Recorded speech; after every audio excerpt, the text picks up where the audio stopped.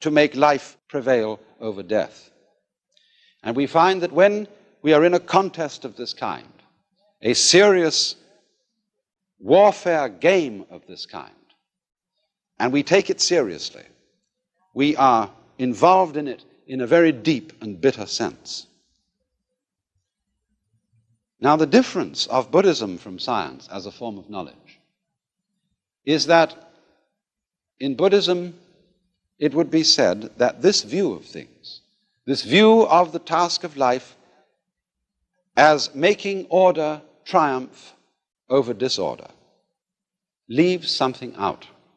You remember right at the beginning, I made some importance of a Sanskrit word which is fundamental in Buddhism, avidya. Avidya, which meant a means non, vidya, knowing. Non-knowing or ignorance, or better, ignorance. Ignorance, in other words, leaving something out of account. And I want to use a familiar illustration to show in what way we ignore. You see here a figure which is apparently, as you look at it, two faces in profile about to kiss each other. Now, if we draw back a little from those two faces, we can see on the white area in between them the form of a cup.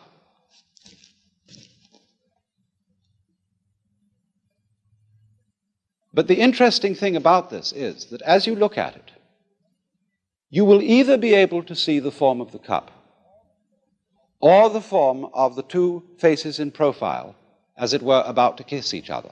You can alternate them between them very rapidly, but you will not be able to see them both that way at the same time. In other words, either the white must be the background and the black the figure on the ground, or else the black must be the background and the white cup showing up on it.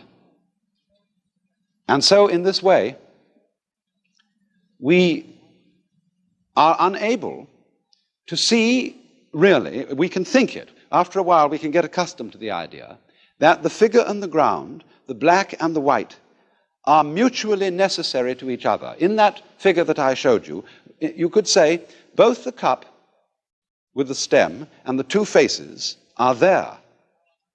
But our ideas about them, our concepts, are mutually exclusive, and we cannot see them both at the same time. And in the same way, in this figure that I drew, we either see the sawn-off stumps or the bear claws. It's difficult to see this figure both ways at the same time. And so, also, just as we see one and not the other,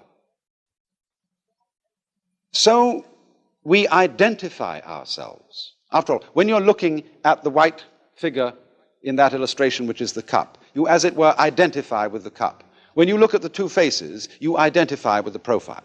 So in the same way, when we experience the world around us, we identify with the subject, the knower.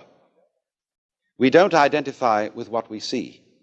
But as a matter of fact, if there is nothing seen, there is no experience of a seer.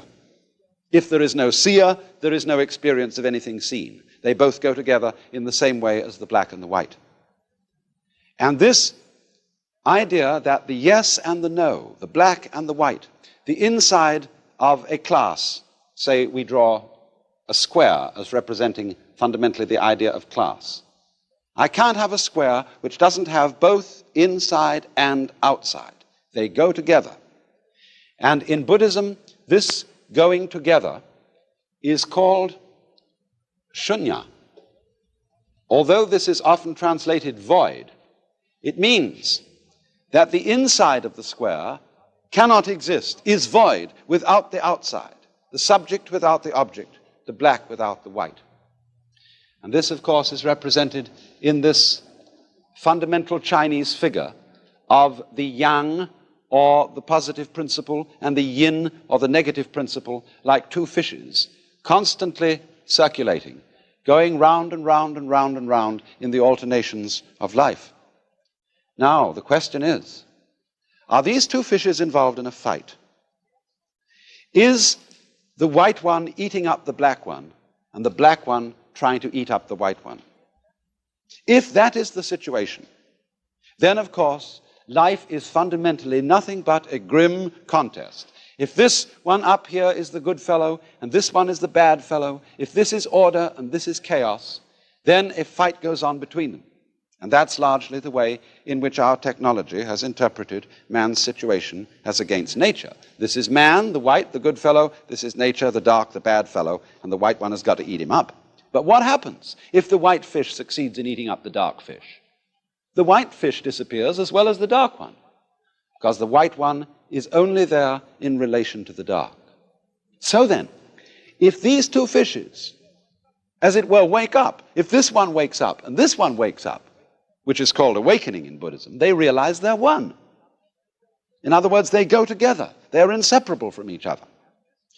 And this realization is that experience, which is called in Zen Satori, or in Buddhism, Bodhi, awakening. This sudden dawning on our consciousness that life is not really a contest to make yes triumph over no, to make the positive triumph over the negative.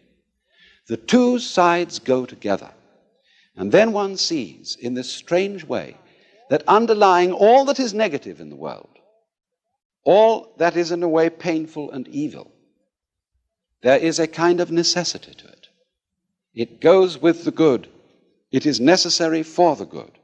Disorder is necessary for the manifestation of order, just as you must have, say, a black background to show up a light figure. And then when one sees that, a profound transformation takes place in one's attitude to the world. That is to say, instead of looking upon life as a contest, it becomes a dance, it becomes a game. One doesn't withdraw from it, one doesn't stop living, but one goes into the game so that these revolving fishes are no longer trying to eat each other, but they're just going around dancing, having the biggest fun in the world. So then, must we have fixed in our minds the idea that all the forms and patterns of nature are simply methods of attack or defense, that they're devices for camouflage, that they're simply lures for sexual attraction or other utilitarian purposes? Or can we see in them a dance, a joyous cosmology?